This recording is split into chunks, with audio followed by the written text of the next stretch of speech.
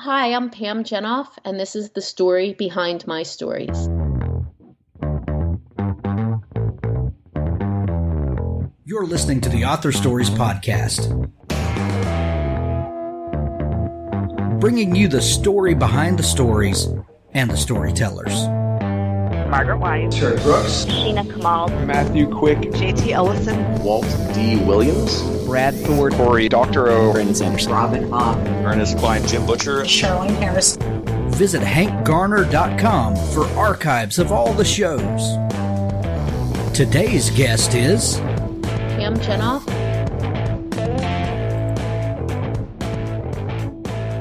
Thanks for tuning into Author Stories. I really appreciate you listening. If you go to hankgarner.com, you can go through all of the archives, more than 300 shows, author interviews with the very best people in publishing today. On the right-hand sidebar, there's places where you can subscribe for just about every platform that you could possibly listen to the show on. I'd like to thank some sponsors today for their faithful support and for enabling us to bring you quality content like we do. Crystal Watanabe from Pico's House is one of the best editors I've ever met and whose work I really admire. She offers developmental editing, line editing, and beta reading. She's currently booking for May, so go ahead and send her a message now to get your project scheduled with her. She has 4 proofreaders on staff, so she can accommodate authors with much shorter lead time than some other editors do. She's a new affiliate member of the SFWA, and she comes recommended by best-selling authors such as Hugh Howey and Samuel Peralta. Most of her experiences with science fiction, speculative fiction, and middle-grade fantasy, but she really enjoys editing all genres and can really make your project shine. If you will mention Author Stories when booking your editing services, you can receive a $75 discount on manuscripts over 60,000 in length or a $25 discount on short stories. Pico's House, Pikkoshouse. Please tell Crystal that you heard about it on Author Stories. Also, the Debt Collector series by Chuck Buda. Debt is a death sentence. Michael Wright lives the American dream. He works hard every day but still lives paycheck to paycheck. The bills keep piling up and now his 10-year-old daughter requires surgery to save her life. Michael is in a race against time to find money, but how far is he willing to go? Is he prepared to do whatever it takes? Can he defeat a menacing evil that stands in his way? The Debt Collector series is a gripping tale of psychological horror, raising questions about our modern lifestyles and the terrifying possibilities that hit too close to home. One reader described it as if serial killers and Wall Street made friends. Pay up and die, delinquent, bankrupt. The Debt Collector series is available in paperback and ebook formats exclusively from Amazon, or free through Amazon Kindle Unlimited. Walk Beside Me by Christine Handy. Willow Adair has a picture-perfect life, or so it seems. A stunning model turned wife and mother, she lives in a beautiful home with her husband and 2 kids in historic Bexley, one of the wealthiest neighborhoods in Columbus, Ohio. On the outside, she has everything. On the inside, she struggles with issues of self-worth. Spurned by her neglectful husband and hated by her rebellious teen daughter, Willow never feels she is good enough. She fears everyone she loves will leave. Walk Beside Me is the story of a woman who peels away the layers to find her inner warrior, a woman who faces insurmountable odds and thanks to her earthly angels, learns to treasure the gift of God's infinite light and love. Walk Beside Me by Christine Handy.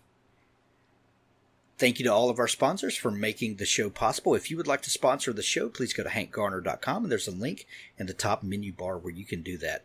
At the end of the show, if you'll stick around, we're going to have an audiobook clip from Richard Gleaves, the Jason Crane series.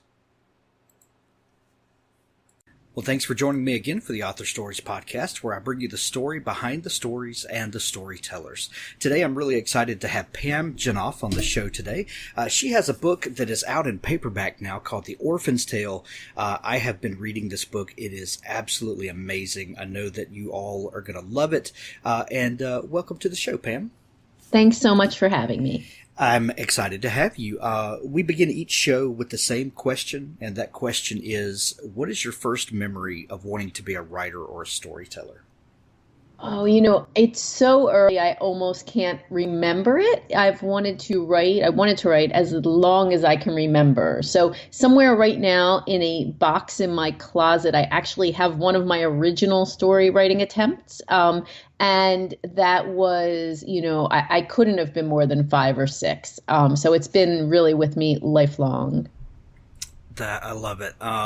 There are so many people that have been on the show that have this. They're just infected with this writer gene that when you look back, it's just always been there. Were there other people in your family that were kind of writerly folks?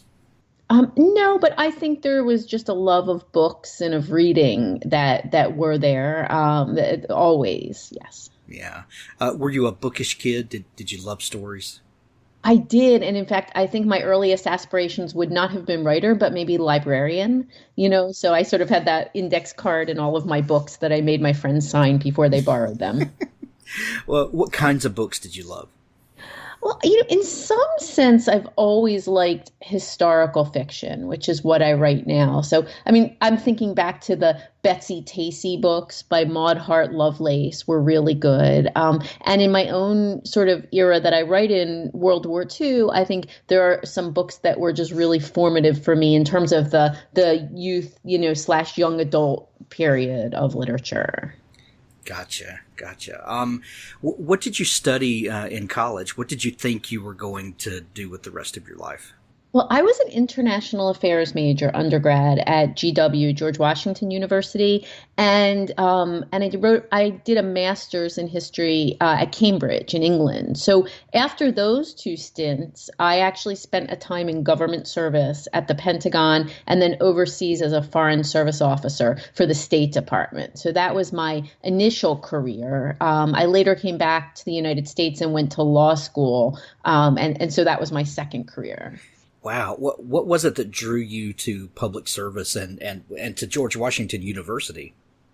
The first time I visited Washington, it wasn't terribly early, maybe high school, and that feeling that you could literally feel the ground shake under your feet with all the excitement of the world events. And so when I went to GW, I was putting myself through, I couldn't sort of intern on Capitol Hill, but I had a very cool little job as a messenger for a law firm. And I used to just take to Washington delivering packages and would just absolutely see moments of history as I went.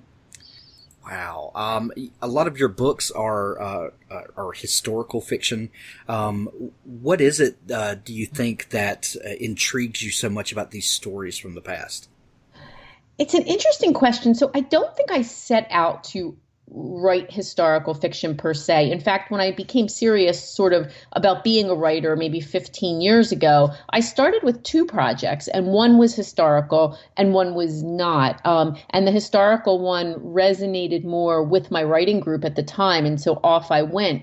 But my historical books come out of the years I spent as a diplomat. I was in Poland working on issues related to the Holocaust. And so my books really are love songs to the people and the places that I've been and seen. Yeah, that was going to be my my next question, was how did your work there inform some of these stories? So it was really getting connected to the places and the history of those places that that made you want to learn more about the people there. Is that?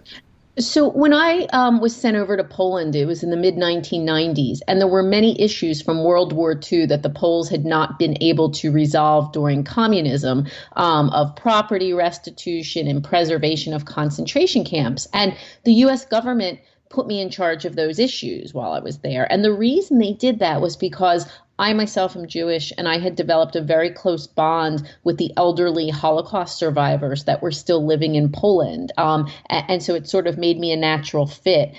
So it was my work and my connection to these people that, changed and inspired me. In the last few years, there's been an overwhelming amount of books published dealing with the people involved in the Holocaust. And a lot of these stories have come out, a lot of historical fiction, but also a lot of biographies. And it seems like there's re-energized passion to learn more about this period of time and to learn maybe it's that we want to know what causes these things to happen. Maybe it's because we want to understand the suffering that people go through. What do you think it is that draws us to these kinds of stories? I have had a chance to think about that because I am not just a producer of these kinds of books, but also a great consumer of everything that's coming across the transom. As are we. That has been written. Exactly. And I often think that there may be, generally speaking, three reasons for this sort of, resurgence. One is that after communism ended and the East and West could have an open dialogue, there became a lot of material available to researchers in the West that simply was not available previously. And I think that has spawned a lot of these books. Second, as you know, this generation of Holocaust survivors is really getting up there in years, and there's just an impetus to capture and tell their stories in any form we can, memoir or novel. And the last thing for me is that as a writer, my goal is to take the reader and put him or her in the shoes of my protagonist and have that reader ask, what would I have done? And I think that World War II, with its dire circumstances and stark choices, is just really fertile ground for storytelling. Sure. And I think a lot of us in the West, in America specifically, we think of this time period as being so far in the past and has been completely resolved, and it's kind of wrapped up tidily, in our history classes and things like that. We have a timeline of events that we all learn, and that's in the past. The Nazis were defeated. The world is wonderful. But as someone who spent time in Poland, and you got to realize that these issues were not resolved for them, maybe a lot of us are becoming aware that it's not buried so neatly in the past. Well, I think that's true on many levels. I mean, certainly in that part of the world, there's just these important questions of responsibility that they wrestle with to this day. But we would also be doing a disservice if we took the lessons learned and confined them to that particular era and location. So much of what we're seeing in the world today, including the country, there are just these these themes that resound of, sanctuary and refuge and our individual obligations to people in need. Right. So what was the first story idea that came to you when you decided to rekindle this idea of being a writer? What was the first circumstance that kind of triggered that with you? Well, when I came back from Poland, I knew I wanted to write about my years there, and I knew it would be in fiction or novel because that was always what I wanted to write. So I began with an opening image, a woman walking a small child across Krakow's main market square during the war. And as I further wrote, I discovered that she was a Jewish woman with an assumed identity, and she was protecting the child of great rabbinic lineage. As I was writing that book, I had this amazingly fortuitous experience of being on a train with two Holocaust survivors, man and wife, who told me the true story of the Krakow Jewish resistance, which I had never learned in my years in Krakow because everyone who was part of that resistance perished during war. So I went back to research it, and that history became the historic underpinning for my first novel, Dunce Girl. Wow. How long did it take to get that story written?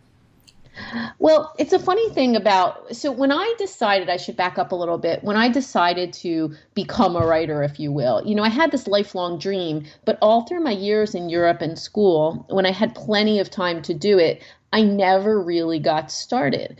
And for me, the turning point was actually 9/11. I had gone to law school after leaving the State Department, and I began practicing law on September 4th, 2001. Exactly 1 week before 9/11. So you imagine I'm this new attorney at a law firm and 9/11 happens, and it's just this life epiphany that I have not fulfilled my dream of becoming a writer, and I really don't have forever, that mortality moment. So that was when I got serious about being a writer, was in September 2001, and I got serious taking a course at Temple Night School called Write Your Novel This Year. And I started to work on that first book, but the reason this lends into how long did the first book take me is that, just because I was now a serious writer, and if you saw me, I'm putting serious writer in air quotes, just because I was now doing this, I still had the full-time job at the law firm because I had to pay back $1,000 a month in student loan debt. So when I became a writer, I had to make it coexist with my day job. And I used to write from 5 to 7 in the morning every day before I went to the firm. That was my drill. Obviously, that takes longer probably than if you're doing it, as a full-time job. The other catch was once I finished that first book, and I can't really think what finished used to mean back then before deadlines, but let's say I finished that book, then, it was 5 years from there till I could walk into a bookstore and see it. And those 5 years were like littered with 39 publisher rejections until the last known publisher on earth made that first offer. So it was quite a long path.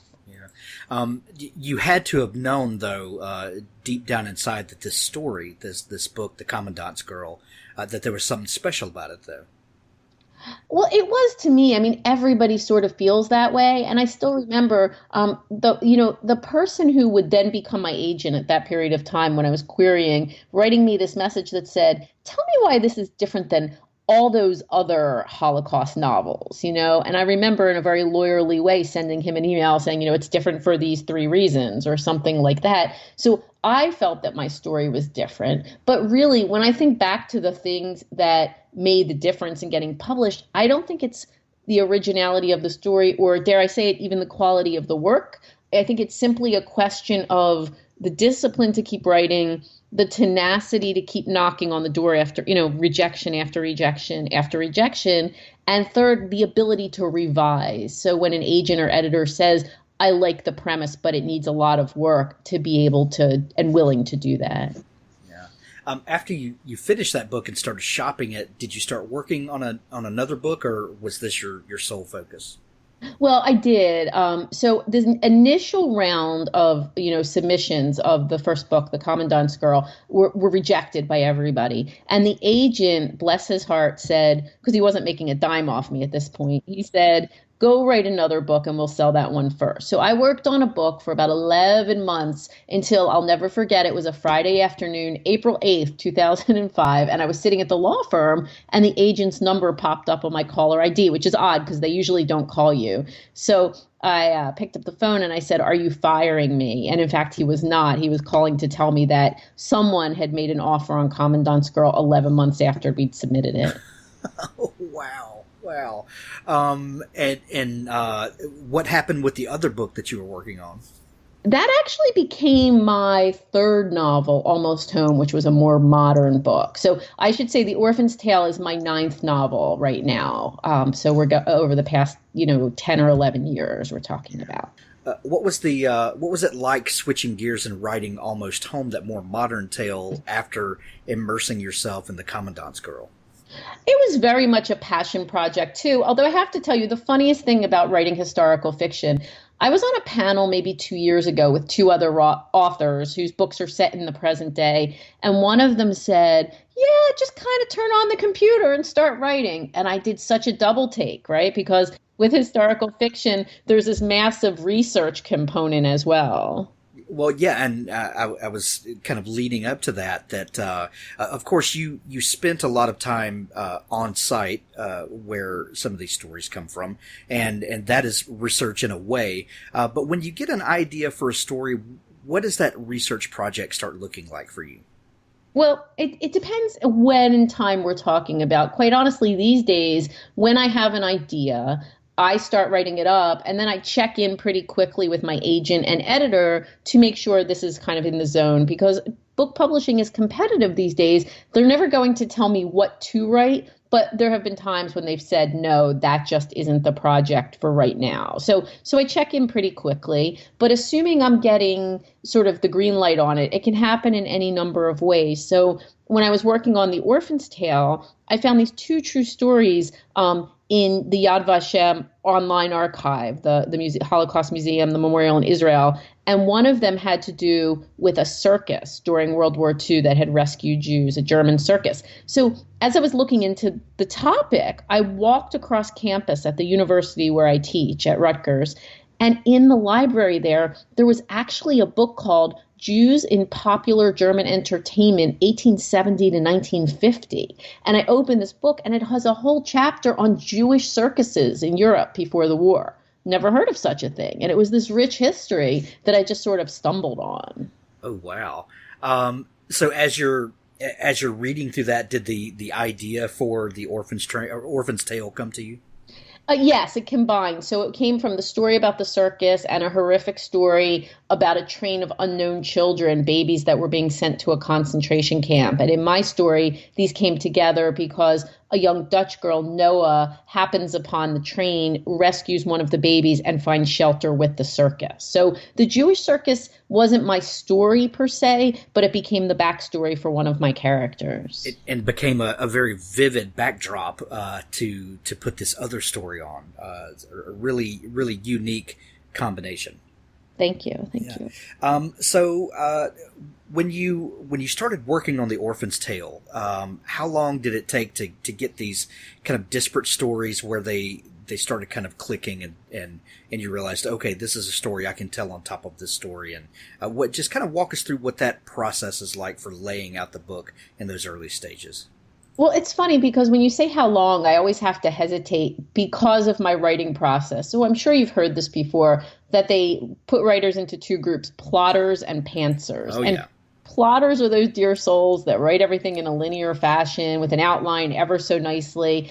I'm not one of them. I'm a pantser. And so I open a computer, turn on a computer, and I go blah for 3 or 4 months. And someone called it throwing up on the page. And it's gross, but it's true that all this junk comes out in a random order. And then, down the line when you have 60,000 words and it's unwieldy, then you do the chapters and the outline. So that's kind of how I am, and it's the worst process in the world because the editing is dreadful on that. But it's the only way I can do it. So it's hard to say how long something takes or when it reaches a point or, even when it's done. It's just because it's not, some people say the plotters are like scaffolding almost. The pantsers are more like if you were going to brush off a fossil, right? Like you're fossil digging and you're looking for what's underneath of it, of some lump of stuff. That's really interesting, Pam, because I find that most writers that I talk to are some sort of a mixture of plotter and pantser. It's very rare that it's just black or white. One is completely one or completely the other. What you find a lot of times are that people have a very kind of loose idea of the story. They know where they're going. They know some plot points along the way, and then they just kind of discover, the places between those plot points. So are you saying that you don't know where the story is going at all, and you're just kind of free associative writing and then figure out what the story is after you've got a lump of it out there? Well, I would say I definitely have an opening image. Occasionally, I might have an idea about the end. And if you're really lucky, there are 1 or 2 of those plot points. I refer to them as high moments, that you can see ever so clearly. But much of the process, because I am not a linear writer, even getting to those markers along the way is largely a free associative process. Now, I think the plotter part will come in down the line where you simply have to do the outlines and the chapters. But in that initial whatever, even if I'm writing a book that, let's say, has 2 or 3 main point of view characters, I'm not even throwing it down by point of view character. I'm just throwing stuff down, and later on I'll figure out who said that. Yeah. Speaking of characters, how do the characters come to you? Do you have an idea for them in the beginning, or a situation unfolds and these are the characters that walk on the stage? Well, it has happened a variety of ways. So I will tell you a quirky story that when I finished writing Kommandant Girl, I thought at the end of that project, and as I was contemplating what to do next, one of my secondary characters from Kommandant Girl sort of showed up in my bathroom one morning when I was brushing my teeth, and it was like, hey, it's my turn. And I thought, I didn't even think you made it out of the first book, So that became her book, but that's pretty rare for me. I don't interview characters or do character sketches. I actually think the characters evolve through the plot, through the story. They reveal themselves. Gotcha. What was the hardest part of writing The Orphan's Tale? So The Orphans Tale is the book that I refer to The Orphans Tale as the book that it broke me to write, because in order to do it, it really goes back to that that image, The Train of Unknown Children. When I found that story in the Yad Vashem archive, I knew that it would figure prominently in the book. I was going to be important, but I waited forever to write that because I felt as though in order to do it justice, I was going to have to metaphorically put my own small children on that horrible train. And so that was and unlike my other sort of pantser moments when I throw stuff down, that was a scene that I felt I had to get right the first time. So that was a difficult one. The other thing that's incredibly difficult about the Orphans Tale is the whole circus. I don't inherently like the circus or know about the circus, but I gained a great respect for circus arts through the research. And then I had to learn the aerialist act because that's a huge part of the book. I did not fly. No authors were harmed in the making of this book, but I did have an aerialist helping me out and explaining what was possible. What were maybe some of the most surprising things you learned about this period of time, these groups of people, the circumstances that inform this book? What are some things that you learned that maybe really surprised you and would surprise the readers? Well, certainly the century of Jewish circus dynasties in Europe, like with 12 or 13 children running circuses, which were all wiped out by the end of the war, but also just the inclusive nature of the circus.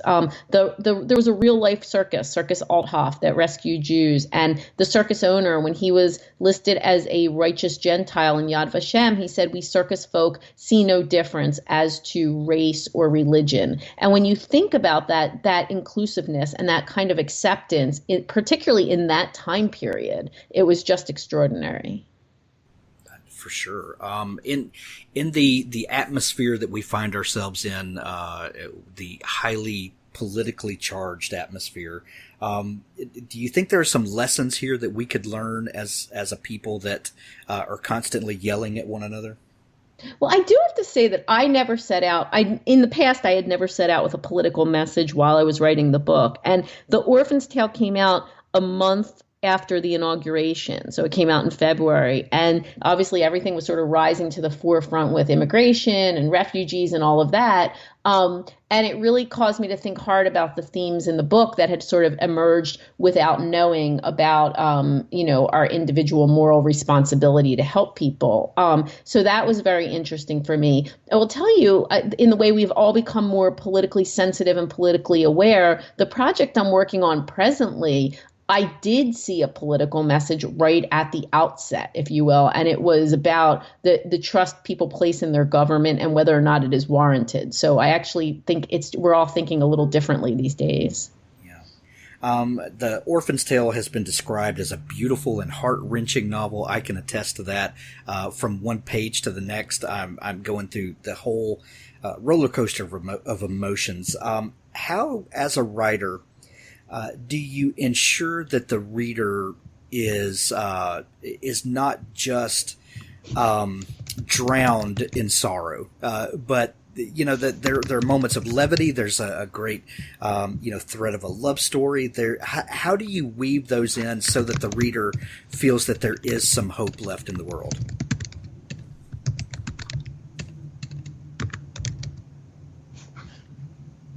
Hello? Oh, I'm sorry, Pam. My mic dropped out. I'm so sorry. That's okay. I'm right here. I'm sorry. What I was saying is that the book has been described as a beautiful and heart-wrenching novel, and I can attest to that. That from one page to the next, you're immersed in this heart-wrenching tale, but then there are threads of a love story and points of levity. As a writer, how do you ensure that the reader doesn't just drown in sorrow, but that you give them some hope and keep the emotions going up and down? Well, I think the hope springs from a sincere place in me, in that, I do have hope in the human nature and the way in which that spirit will ultimately triumph in any situation.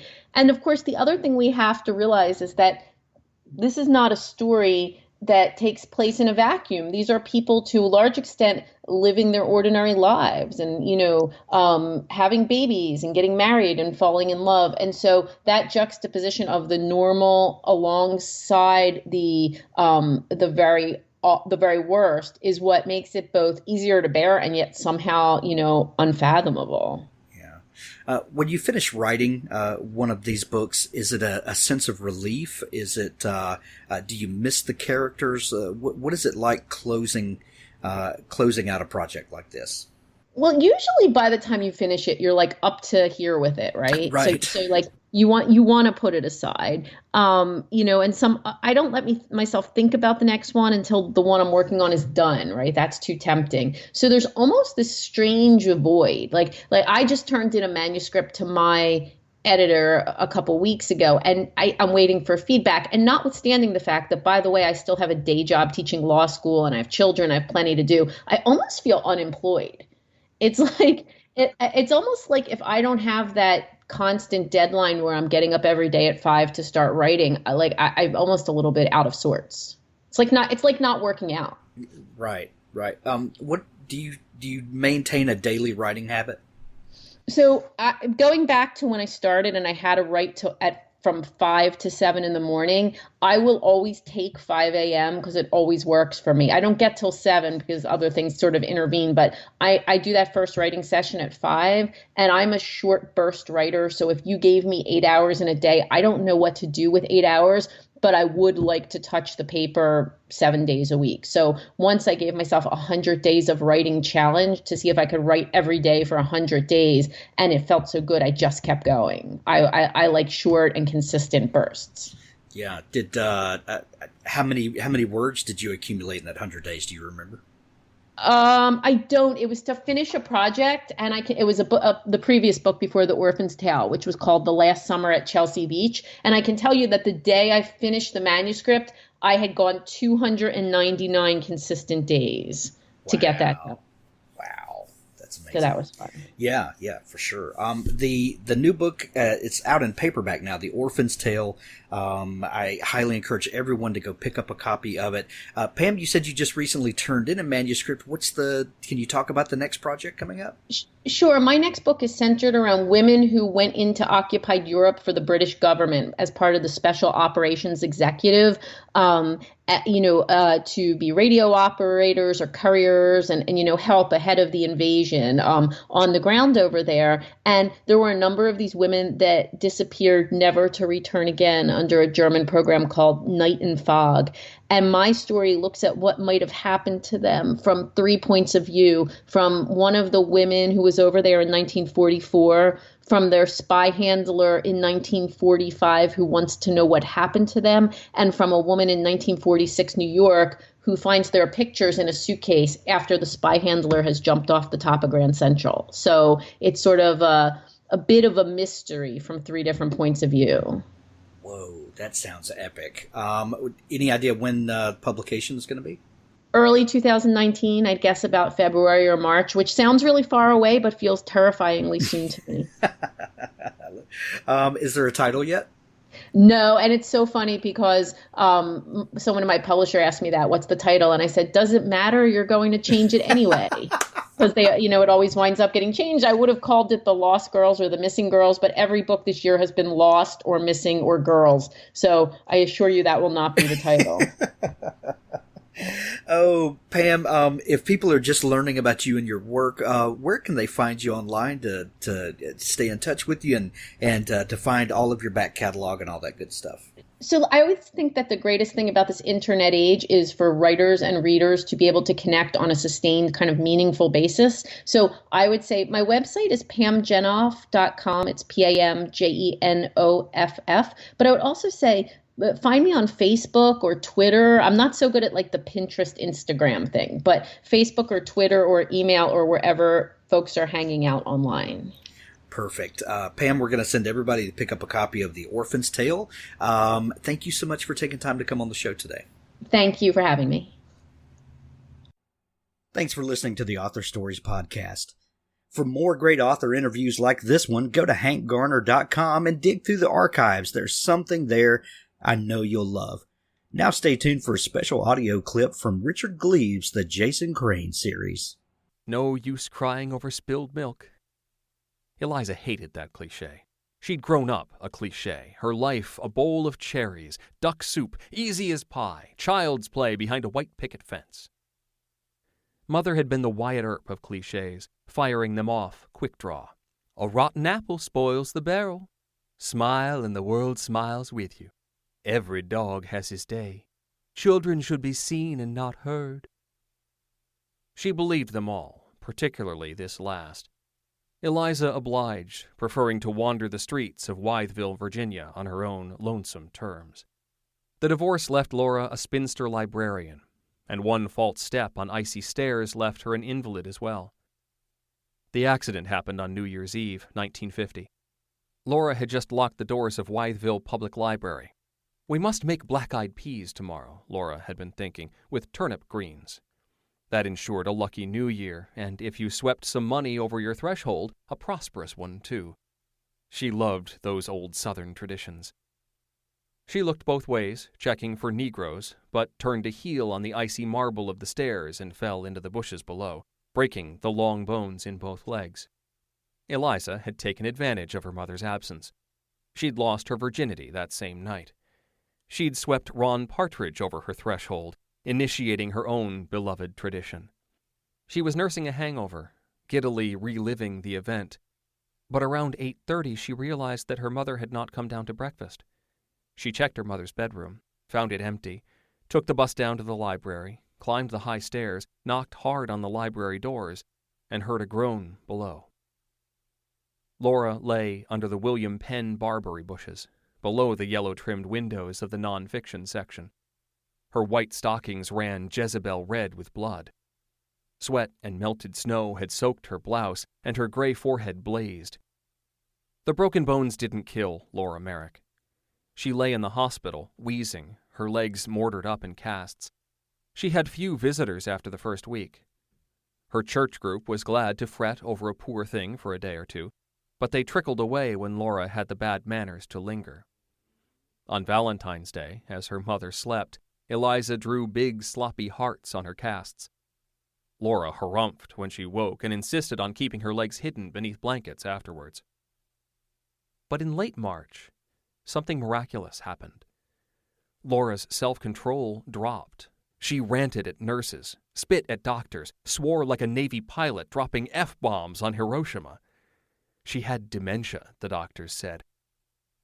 Eliza decided that her mother had just stopped believing her own bullshit. The spells continued over the next 2 weeks, and Eliza enjoyed her mother's company for the first time. They swapped bawdy jokes, ogled the handsome interns, and chattered like best girlfriends late into the evening. They had long conversations, and Laura spoke her own mind in her own words about things that mattered to her. It broke Eliza's heart when the prim, condescending librarian returned. Laura hardly acknowledged anything that had passed between them. The clichés returned. You can't have your cake and eat it too. A leopard doesn't change its spots. Nothing is certain except death and taxes. This last proved true. On April 15th, Laura Merrick marked her Bible with a tongue depressor, set it on her nightstand, leaned back against the headboard, and coughed blood down the front of her nightdress.